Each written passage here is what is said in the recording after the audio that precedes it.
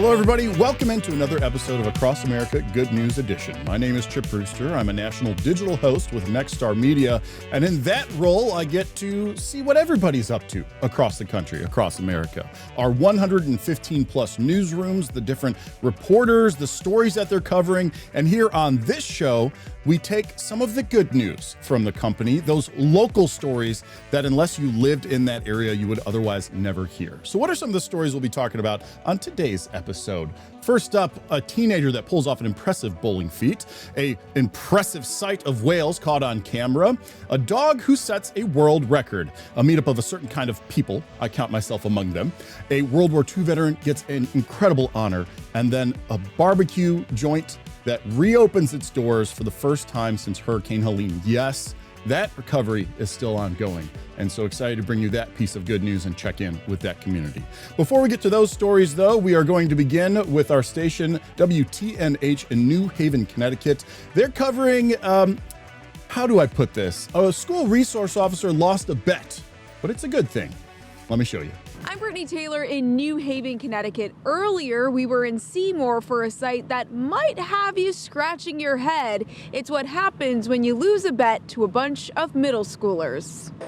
I didn't think I'd be doing this. A 30-year-old tradition has taken a bit of a twist this year. In mine, it was blue. You look good, you look good. Students at Seymour Middle School are bedazzling bald heads and a bald cap. This has got to feel a little weird. It does. I just feel like I got glob to glue on my head. School resource officer CORY is the man at the center of the glam, the price of losing a bet with a student.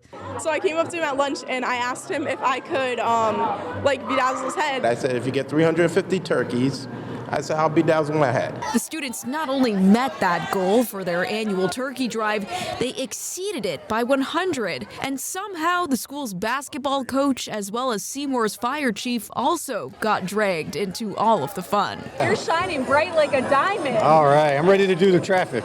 Officer Tomasell used to be a good friend of mine until today. Now you're frenemy? Yes. 3, 2, 1. The friendly challenge not only leading to an impact in the community, it also fostered meaningful connections between the SRO and students. Building that rapport and having a good relationship with them, that they need to come and trust me anytime they come to talk to me. And these are connections that last a lifetime. And this isn't the end. Apparently, the stakes are going to be even higher next year. The principal says if the kids are able to give out over 700 turkeys, he'll shave his head and bedazzle his bald head. In Seymour, Brittany Taylor, News 8. I was muted. I apologize. That story itself was pretty impressive, but I think it's the bit at the end that really caught my attention. The principal will shave their head and then allow some bedazzling of baldness. So good luck, students, to next year's bet. Let's talk now about a different kind of shiny, one of a holiday nature. We've all got that house. Maybe it's not in your neighborhood, but certainly in your town, somebody that goes all out with some holiday lights. I don't know if you know anybody that goes like this, though. This is coming from our station in Washington, D.C., WDCW. Almost 100,000 bulbs. There, I gave it away. Check this out. 99,500 LED lights dazzle across Mike Horn's Ashburn, Virginia home for the Christmas season. I just love Christmas. I love the lights. It's fun to see everyone out dancing in the yard, and sometimes it's also just to see how much I can get away with. Mike started this Christmas spirit operation at his home on Rosetta Place back in 2016. It has since grown and drawn crowds. It's absolutely amazing. It's been growing over the past decade. It was first string lights and a couple blow-ups, and it went totally across the entire house. The pixel lights timed to music and decorated on dozens of cutout figurines. Snowman family? Snowman family. There's one on the other side, too. I'm a big fan of symmetry when I can do it. And Mike even took us inside behind the scenes to show us his little Santa's workshop inside his garage where he programs each of the lights. You put different effects on each object in the yard, time it up with the music, save it and play it. His work displayed nationally tonight on an episode of the Great Christmas Light Fight, where he will compete against 2 other homes for the top spot. But Mike says he doesn't do this for money. He just loves spreading Christmas joy. I just hope it brings joy to people. I hope people, enjoy what we're doing, that they can come out here and kind of dance around in the street and have fun and see something maybe that they've never seen. Liberty Simmons, DC News Now. 99,500 individual bulbs, LED. My goodness. And yes, we do have one of those houses. I know of 2 houses that are within like 3 miles of mine. Not like that. I bet I could see that one from my house. You know, the Northern Lights, it's not the Northern Lights, it's that guy's house, wherever you're living, when he turns them on at night. Impressive. And also, well done. Very cool. One more story for you before we take a quick break. This one coming from our station, WGN in Chicago, Illinois, about an impressive feat, which to the non-bowler may not seem that impressive. But let me just ask the non-bowlers out there, have you ever gotten a perfect game? Well, how about 2? Well, how about 2 in a row? Good evening, guys. I'm watching the lads bowling here. They are so good at what they do. I'm still trying to get the bumpers up. But one of the seniors last year did something very unusual. He scored a perfect game at 300. Even more impressive, though, when he came back the next day, he did it again. Come on, baby. No! Everybody's losing their minds. They've never seen anything like this. Eddie Banks is just 17 years old, a senior at Carl Sandburg High School. And last Monday, he did something very unusual. And before, I've actually had like 7, 8, 9 strikes in a row, but I would always like mess up, get in my own head. This game, though, he got 12 strikes and hit a score of 300. Yeah, it was the next day. So I actually posted that on social media, and a lot of my classmates were congratulating me. So I never thought that I would bowl 300 again, especially not the next day. But that's exactly what he did, back to back. What was even more special was coming back on Tuesday on the same pair at the same house and doing it in consecutive games, which is something I've never seen at this level, never heard of it at the high school level. Coach Jeff Quilo stunned by the sequence of events. It is special. These moments are precious. We don't take it lightly. You know, we don't take it for granted. These guys don't come around every other day, so it's special when you get a kid that's got that kind of talent. Telling us the sky is the limit for Eddie. The pressure now on to hit 3 perfect games in a row. 3 consecutive 300s is, I think there's like 50 in the history of bowling. Yeah, but that's pretty hard to do.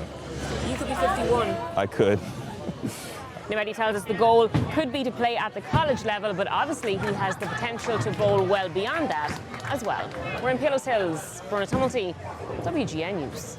And this is that moment that I'm wishing, like, I should have tried to follow up to see if that even had happened. You know what, though? Regardless, 2 in a row, don't put that kind of pressure on yourself. 3 in a row, I'm impressed. For someone who celebrates when they break 3 digits when bowling, I am incredibly impressed. Well done out there. We are going to take a quick break. When we come back, though, we're going to take you out to Pennsylvania and North Carolina for a couple more good news stories from this week around Nexstar. I'll see you on the other side of the break.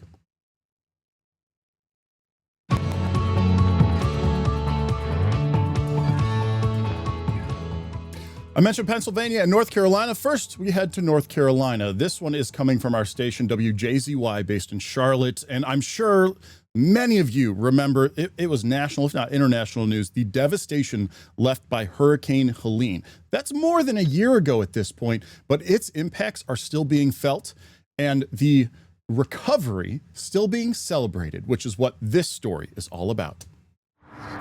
It's been more than a year since they felt the rush of business as usual. We're getting our tea made, our menus, our spare menus folded in case we run out. At Okie Dokie Smokehouse in Swannanoa, it's a frantic scramble led by owners Steve and Jody Dunning. Just trying to get into a rhythm. We are a little bit nervous, obviously. We've been closed for 14 months. It's been some 430 days since customers gathered here for a taste of togetherness.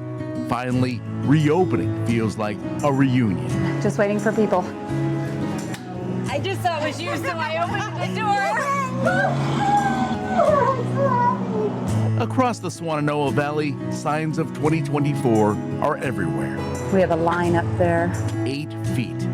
Hurricane Helene's floodwaters were that high at Okie Dokies and homes all around. The organizations have been amazing. Samaritan's Purse built this house that's right here. Since the storm, as they rebuilt, the Dunnings learned that their dream business means more than they ever dreamed of. I think through the process of this whole thing, we've realized how much more we mean to the community than we ever realized.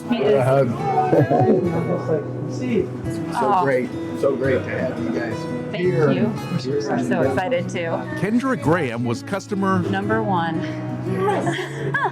This means everything to us. When Helene hit and wiped it out, it felt like part of the community was just gone. And so now that it's rebuilt, I feel like we're coming back. Hello. This is a long time coming, and it's more than just the reopening of a barbecue joint. It's a hub of hope here in Swannanoa. It's been an amazing year. We learned to be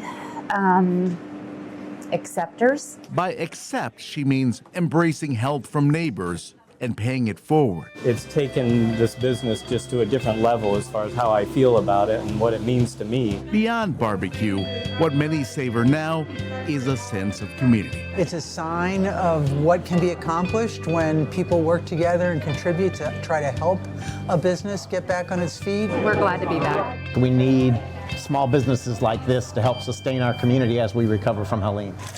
The return of swine dining is a point of pride and persistence for a place that was established in 2007 and re-established in 2025. I think them coming back is a sign of tremendous hope for our community. Oh, thank you so much, you guys. That's amazing. Thank you so much. We really appreciate you guys. In Swannanoa, John Lee, Queen City News. And as much as we celebrate that story, I also want to make sure to remind you, there are still communities, as the graphic said, that are recovering, still businesses, still homes, still lives that are impacted. And so keep those neighbors, whether they're truly neighbors, if you're from that area or perhaps in the state, or even cross-country neighbors, you're experiencing their lives through this show. Keep them in mind this holiday season. Let's continue on with another celebration of sorts. This one coming to us from our station, WTAJ in Altoona, Pennsylvania. And it's about a World War II veteran receiving an honor that is bestowed upon few, and not even by the United States of America. That standing ovation is for World War II veteran John Homan, now Sir John Homan, after receiving France's highest honor. Founded in 1802 by Napoleon Bonaparte, the French Legion of Honor is awarded to those who have gone above and beyond for France, even if they aren't a citizen there. It's very important for the French government to express our gratitude to American soldiers. It's important, of course, to remember the past. It's the best way for the past not to repeat itself. Homan flew 34 combat missions in 1944, which contributed to the liberation of France from Nazi Germany control. On top of combat missions, he also flew in much-needed supplies to France after it was free. He's honored to receive international recognition for his efforts, but he didn't do it alone. His pilots were with him in spirit. I say I dedicate to all 10 of them, yes. We flew all the missions together with 10 guys, and they're all in the same plane. So I'll take the medal where I would like to share it with them. The ceremony included heartfelt remarks from close friends and family, and a performance of both the American and French anthems. It's a privilege, and it means a lot for us to express our gratitude to American veterans. Homan turns 102 in January, but that isn't stopping him from living a life of service. Oh, it's a terrific day. I hope I live long enough to live up to it. Reporting from State College, Tim Durkin, WTAJ News. You know, every time I see one of these World War II veteran honored stories, and thankfully we still get those on the regular, but I can't help but think we won't have too many more of these stories left in the coming years. Every time I've met one of these veterans vicariously through a Nexstar story, they are exceeding 100 years old. and that is a quickly dwindling population. So if you know a World War II veteran, do something special for him. Okay, we got to take one more quick break. But when we come back, we are talking about large things, whales, people, a dog's Guinness Book of World Records thing. You'll see what I'm talking about in just a couple minutes.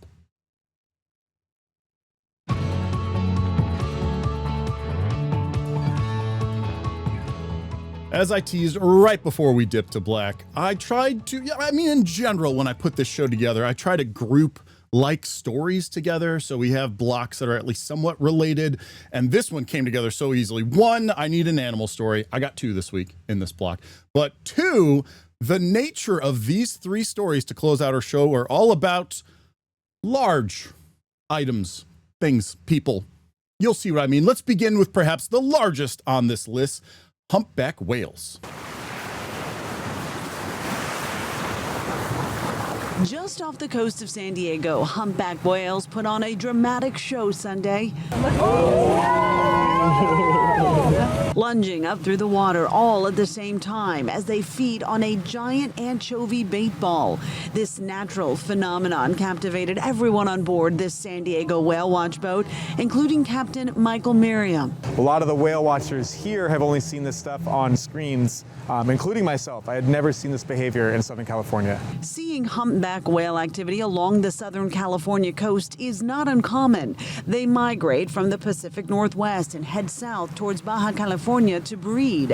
What is rare is seeing them feed like this. These moments are usually witnessed in Alaska or Monterey Bay, not in Southern California. We normally don't have the abundance of sardine or northern anchovy that they have in the Pacific Northwest. So when Captain Michael witnessed this impressive act of nature unfold before his eyes, he immediately began to film it. Basically, you have northern anchovies all being corralled by hundreds and hundreds of long-beaked common dolphin. Once they're in those tight bait balls, that's when you see these humpbacks exploding from underneath the bait ball with their mouths wide open, their throat pleats expanded, and just engulfing hundreds and hundreds of fish all at the same time. An exclusive view, most definitely one to remember. I'm so in my own world as I'm filming this, but every time something I see on my screen happens, I can hear hundreds of people just, whoa, and that is everything to us. That's why we are out here day after day to have those kind of reactions and to experience it ourselves.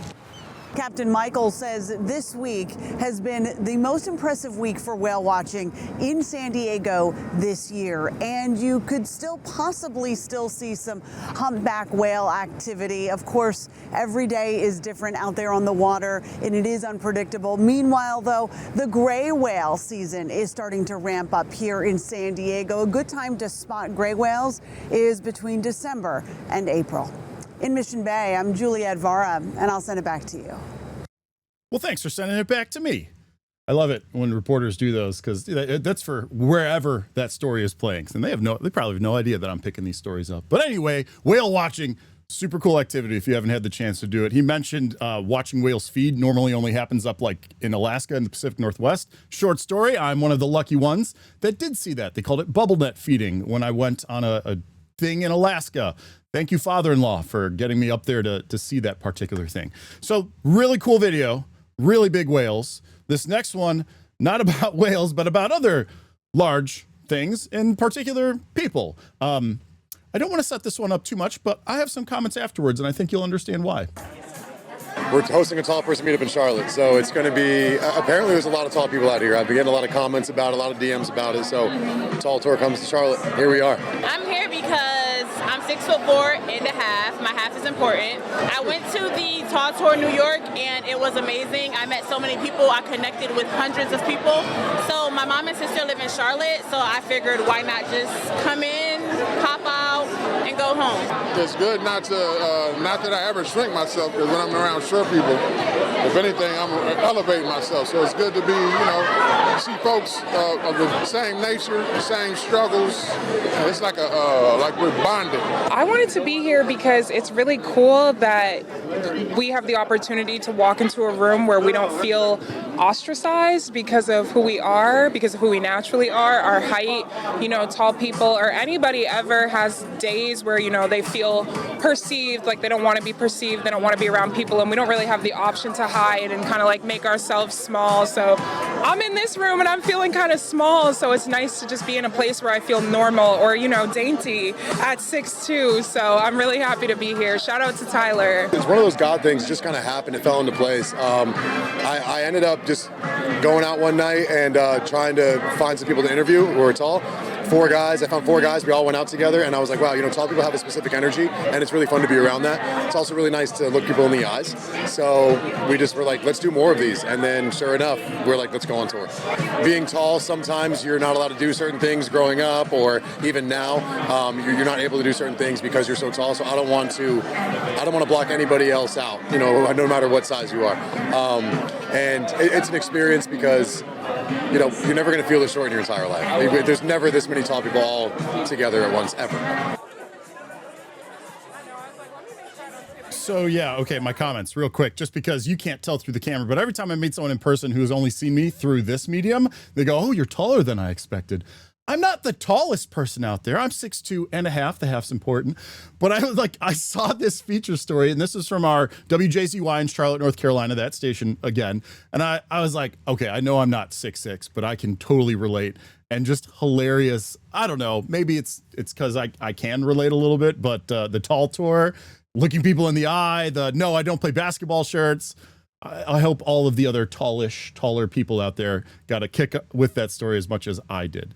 And by the way, the story before it, the whale watching, that was, you guessed it, from our San Diego station, KSWB. For the final story of this episode, we now go to Oklahoma, KFOR in Oklahoma City, to learn about another large thing, this a Guinness Book of World Records large, brought to us by a 4-legged friend. Come here, Ozzy. When the Pick family, including Mom Angie and daughter McKinsley, first brought their big mastiff into the Bella Animal Hospital, Hi, bud. they were a little concerned. We did have a concern. We sent him to the vet when he was younger just to have his dental work looked at. Practice manager Carlin George figured out right away what might be the matter. That tongue was a first for me, for sure. So they checked Ozzy out, and he passed every physical test. He eats great, he drinks great, you know, so nothing really concerning for us. Regular passersby who got a good look at this mug assumed he was thirsty, but no. Not thirsty. My dog isn't hungry. He's not cold. He's more spoiled than the kids are. Well, is the tongue always out? Yes. About 95% of the time, yes. Yeah. He can put it in his mouth, and there's not an issue with doing that. He just chooses not to. As a pup, he wasn't exactly the pick of the litter, but Ozzy slowly grew on them. He's very nice and goofy. I felt as if he could, like, look into your soul, honestly. It's weird.